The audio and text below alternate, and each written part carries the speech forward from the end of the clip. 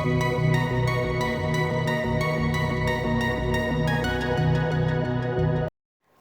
Friends, എല്ലാവർക്കും ആരൂസ് മാമിലേക്ക് സ്വാഗതം. എല്ലാവർക്കും സുഖമാണെന്ന് ഞാൻ വിചാരിക്കുന്നു. അപ്പം നമ്മുടെ ഇന്നത്തെ വീഡിയോ എന്താണെന്ന് നോക്കാം.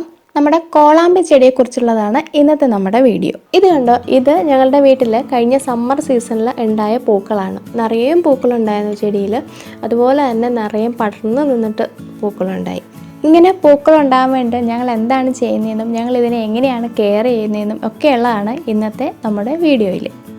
ഇതാട്ടോ ദൂരേന്ന് കാണുമ്പോൾ ഉള്ളൊരു വ്യൂ. നിറയെ പൂക്കളിട്ട് നിൽക്കുകയാണ്. അമ്മ ഇതിൻ്റെ ഇടയ്ക്ക് ചെത്തി, നല്ല റെഡ് കളറിലുള്ള ചെത്തിയും നട്ടിട്ടുണ്ടായിരുന്നു.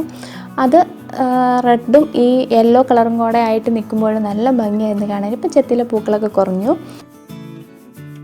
അപ്പോൾ നമുക്ക് വേഗം തന്നെ വീഡിയോയിലോട്ട് പോകാം. അതിനു മുന്നേ എപ്പം പറയണ പോലെ നിങ്ങളുടെ ചാനലിൽ വീഡിയോ ആദ്യമായിട്ടാണ് കാണുന്നതെങ്കിൽ ചാനൽ സബ്സ്ക്രൈബ് ചെയ്യാൻ മറന്നു പോകരുത്. അപ്പോൾ തൊട്ടടുത്തൊരു ബെല്ലൈക്കൺ കൂടെ വരും, അതും കൂടെ ഒന്ന് പ്രസ് ചെയ്യുക. അപ്പോൾ ഞാനിനി വീഡിയോസ് ഇടുമ്പോൾ നോട്ടിഫിക്കേഷൻ ലഭിക്കുകയും പെട്ടെന്ന് തന്നെ വീഡിയോസ് കാണാൻ സാധിക്കുകയും ചെയ്യുന്നതാണ്. കോളാമ്പി ചെടി നമുക്ക് കെയർ ചെയ്യുമ്പോൾ നമുക്കതിന് മണ്ണിൽ വേണമെങ്കിൽ നടാം, അല്ലാന്നുണ്ടെങ്കിൽ അതിന് ചെടിച്ചട്ടിയിൽ നടാം. ചെടിച്ചട്ടിയിൽ നട്ടാൽ നമ്മൾ കറക്റ്റായിട്ട് വെള്ളവും അതുപോലെ തന്നെ വെള്ളവും ഒഴിച്ചു കൊടുക്കണം. മണ്ണിലാകുമ്പോൾ നമ്മൾ അത്രയ്ക്ക് കെയർ ചെയ്യേണ്ട ആവശ്യമില്ല. അത്യാവശ്യം നല്ല വളക്കൂറുള്ള മണ്ണാണ് എങ്കിൽ നമ്മൾ പ്രത്യേകിച്ച് വളങ്ങളൊന്നും ആഡ് ചെയ്ത് കൊടുക്കേണ്ട ആവശ്യമില്ല.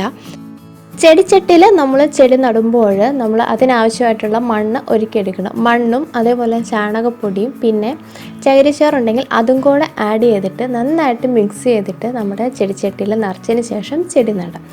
ഇനി നമ്മൾ ഈ ചെടീൻ്റെ കമ്പ് മുറിച്ച് നടുവാണ് ചെയ്യുന്നത്.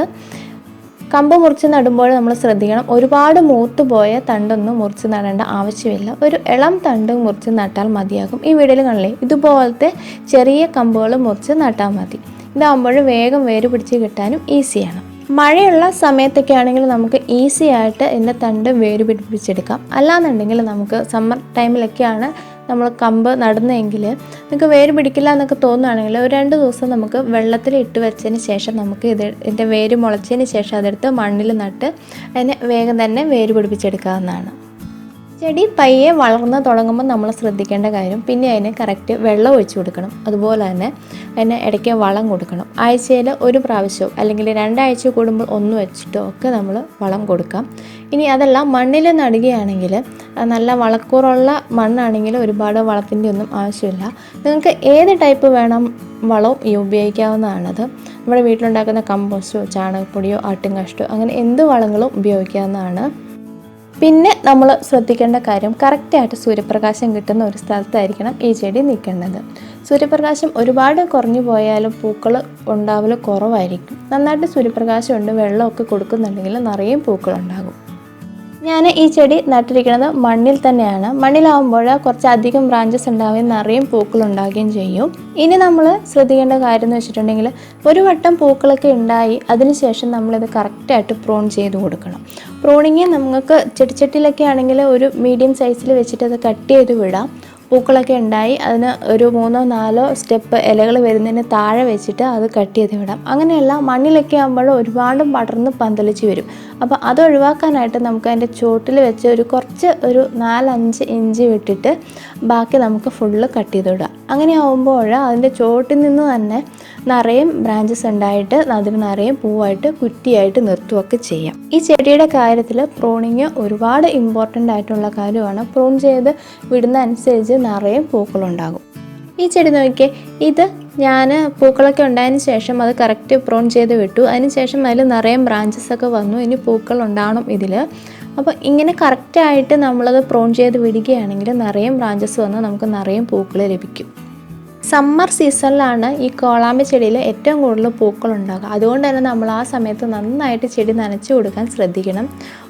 ഡെയിലി നനച്ചു കൊടുക്കുകയാണെങ്കിൽ അത്രയും നല്ലത്. അല്ലാന്നുണ്ടെങ്കിൽ 1-2 ദിവസങ്ങളിൽ നമ്മൾ തീർച്ചയായിട്ടും നനച്ചു കൊടുക്കണം. ഇനി നമുക്ക് നമ്മുടെ കോളാമ്പി ചെടി എങ്ങനെയൊക്കെ അറേഞ്ച് ചെയ്യാം എന്ന് നോക്കാം.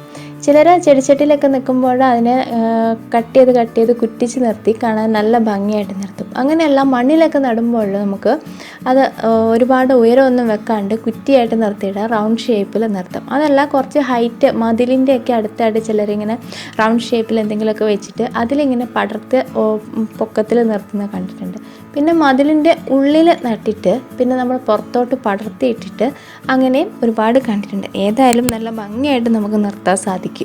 പിന്നെ അതുപോലെ തന്നെ ബോർഡർ സെറ്റ് ചെയ്യാം നമുക്ക്. അത് ഏത് രീതിയിലാണോ നമുക്ക് വേണ്ടത് അത്രയും വെച്ച് കട്ട് ചെയ്തിട്ട് നമുക്ക് അങ്ങനെ ഒരുപാട് ഉയരമൊന്നും വെച്ച് പോവാണ്ട് കട്ട് ചെയ്ത് നിർത്തി കറക്റ്റ് പ്രൂൺ ചെയ്ത് നിർത്തിയിട്ട് അതുപോലെ തന്നെ നമുക്ക് നിർത്താവുന്നതാണ്. നമുക്ക് ഓരോരുത്തരുടെ ഇഷ്ടവും ഓരോരുത്തരുടെ ഐഡിയ ഒക്കെ വെച്ചിട്ട് നമുക്ക് കറക്റ്റ് ചെയ്തെടുക്കാവുന്നതാണ്. അപ്പോൾ ഇതാണ് ഇന്നത്തെ നമ്മുടെ വീഡിയോ. നിങ്ങൾക്ക് ഇഷ്ടപ്പെട്ടെന്ന് വിചാരിക്കണോ? അപ്പോൾ ഇനിയും ഞാൻ ഇതുപോലെയുള്ള ഗാർഡനിങ് വീഡിയോസൊക്കെ ആയിട്ട് തീർച്ചയായിട്ടും നിങ്ങളുടെ മുമ്പിൽ വരുന്നതായിരിക്കും.